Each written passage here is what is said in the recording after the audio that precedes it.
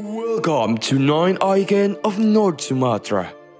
Dream Arts Animation akan mengenalkan kepada kalian tentang 9 ikon Sumatera Utara. 9 ikon sumut ini adalah tempat-tempat pariwisata atau bangunan-bangunan bersejarah ikonik yang berada di Sumatera Utara. Sumatera Utara termasuk provinsi terbesar di Indonesia dan memiliki banyak tempat-tempat wisata unik yang jarang diketahui oleh masyarakat luar. Sumatera Utara sendiri adalah provinsi di sebelah barat Indonesia yang terletak di bawah Aceh. Luas Sumatera Utara sendiri itu sekitar 72.981 km kuadrat. Dan harapan dengan membuat 3D animasi 9 ikon sumut ini dapat meningkatkan minat pariwisata di Sumatera Utara. Dan juga pemerintah Sumatera Utara dapat lebih memperhatikan bangunan-bangunan bersejarah yang menjadi ikonik di Sumatera Utara. Mari mulai dari daerah paling atas, yaitu Langkat. Terdapat Museum Daerah Langkat. Gedung ini didirikan oleh Sultan Abdul Aziz pada tahun 1905. Sebelum menjadi museum, bangunan ini sempat menjadi balai untuk menyelenggarakan perkumpulan dan musyawarah. Pada tahun 1943, Jepang melakukan pengeboman dan menghancurkan gedung ini sehingga gedung ini terbengkalai sampai 1970. Pada tahun 1972, gedung ini mengalami perbaikan sehingga gedung ini sempat beralih fungsi menjadi pusat kesehatan masyarakat, kantor camat Tanjung Pura, sanggar seni, dan akhirnya bangunan ini menjadi museum yang dikenal masyarakat setempat dengan nama Museum Hamiramja. Museum Daerah Kabupaten Langkat adalah museum yang diresmikan di tahun 2003 dengan menggunakan gedung bekas Kesultanan Langkat.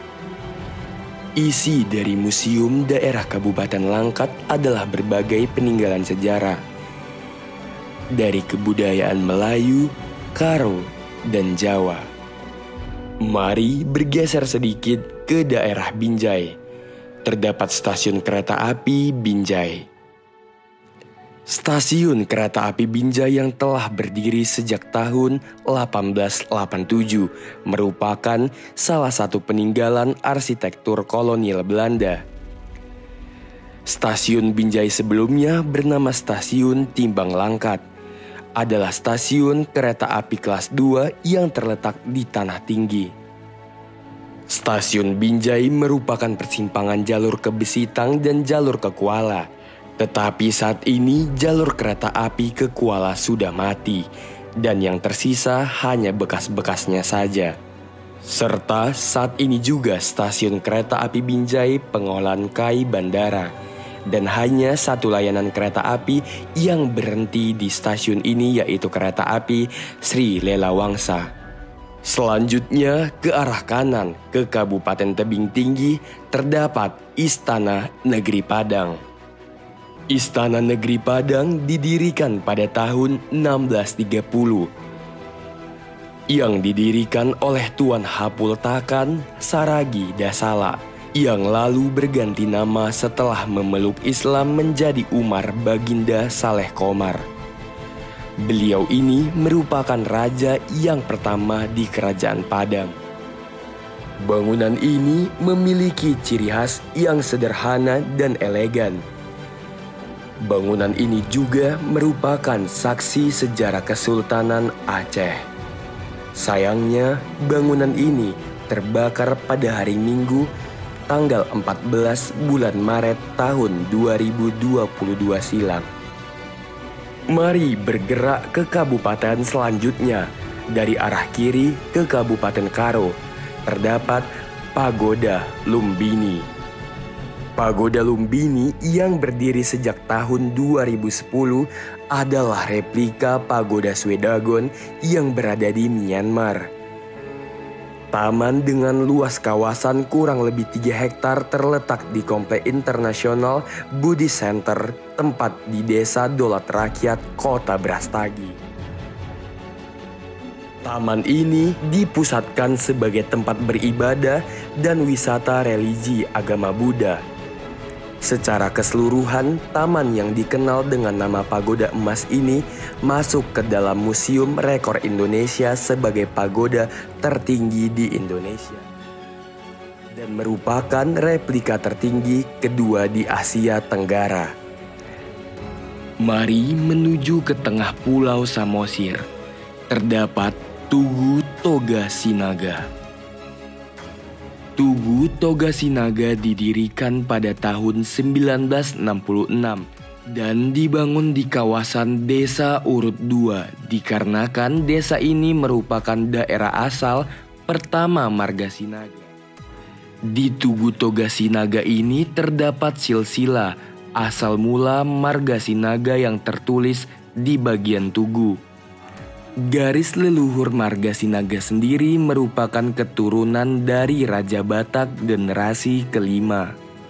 Tugu Toga Sinaga dibangun bukan hanya sebagai monumen yang bisa dilihat dan dinikmati, namun ada tujuan dan makna dari didirikannya Tugu Kebanggaan orang Marga Sinaga ini. Tujuannya yaitu adalah sebagai alat pemersatu bagi seluruh Marga Sinaga yang berkembang di belahan bumi. Tugu ini adalah bentuk dari kesatuan dan persatuan Marga Sinaga yang terus dijaga dan dilestarikan sampai kapanpun.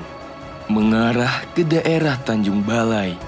Di sana terdapat Vihara Triratna. Vihara Triratna didirikan pada tahun 1984. Rumah ibadah tersebut diresmikan pada 3 November 1984 oleh Wali Kota Tanjung Balai Ibrahim Gani. Awalnya, vihara ini hanya terdiri dari satu rumah bercat putih setinggi 2 lantai dengan 2 pilar yang terletak sekitar 3 meter dari pintu masuk bangunan.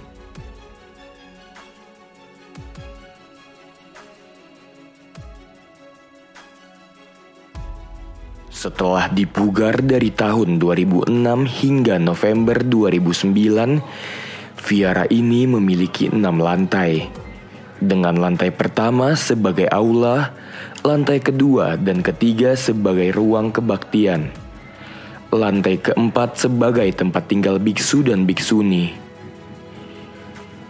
lantai kelima sebagai tempat meditasi, dan lantai keenam sebagai tempat berdirinya sebuah patung Buddha Amitabha setinggi 6 meter.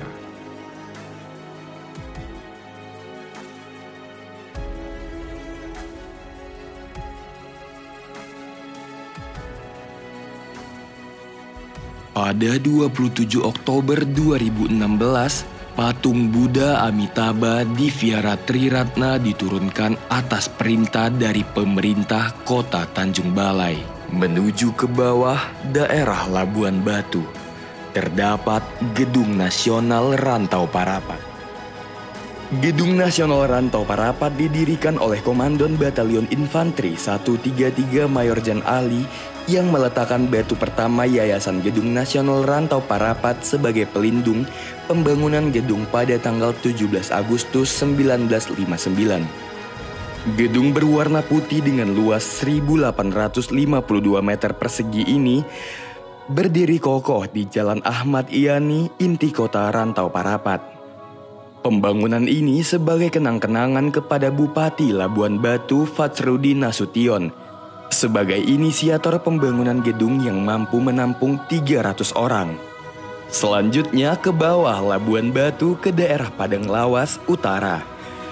Di sana terdapat Candi Bahal I. Candi Bahal adalah komplek Candi Buddha aliran Vajrayana yang terletak di Desa Bahal. Candi ini terbuat dari bahan bata merah dan diduga berasal dari sekitar abad ke-11 dan dikaitkan dengan Kerajaan Pangai. Candi ini memiliki bangunan kuno yaitu berasal dari Bahal 1, 2, dan 3. Saling berhubungan dan terdiri dari satu garis yang lurus, Biaro Bahal 1 yang terbesar. Kakinya beriaskan papan-papan di sekelilingnya yang berukiran tokoh yaksa yang berkepala hewan yang sedang menari-nari. Rupanya para penari itu memakai topeng hewani seperti upacara di Tibet. Di antara semua papan beriasan itu ada ukiran singa yang duduk. Candi ini diberi nama berdasarkan nama desa tempat bangunannya berdiri. Selain itu, nama Portibi dalam bahasa Batak berarti dunia atau bumi. Menuju yang paling jauh, yaitu Nias. Di sana terdapat Museum Nias. Museum Pusaka Nias didirikan oleh Pastor Johannes Hammerle yang telah bekerja di Nias sejak tahun 1971. Selama bekerja di daerah terpencil di Nias, ia menjadi sangat tertarik pada bahasa, budaya, dan sejarah Nias. Dia juga menyadari bahwa karena kemiskinan dan kekurangan pendidikan, budaya yang unik ini akan cepat menghilang. Dia mengumpulkan artefak sejarah dan budaya untuk dilestarikan untuk masa depan.